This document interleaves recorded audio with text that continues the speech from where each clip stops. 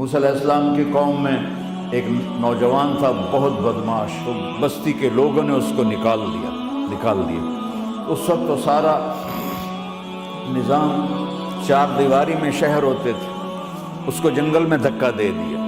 کچھ دن تو وہ زندہ رہا، پھر بھوک پیاس گر پڑا، وہ مرنے کے قریب ہو گیا۔ ادھر دیکھا، کوئی نظر نہیں ہے۔ پھر اس نے ادھر دیکھا، کوئی نظر نہیں ہے۔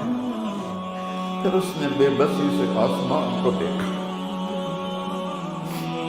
اور کہنے لگا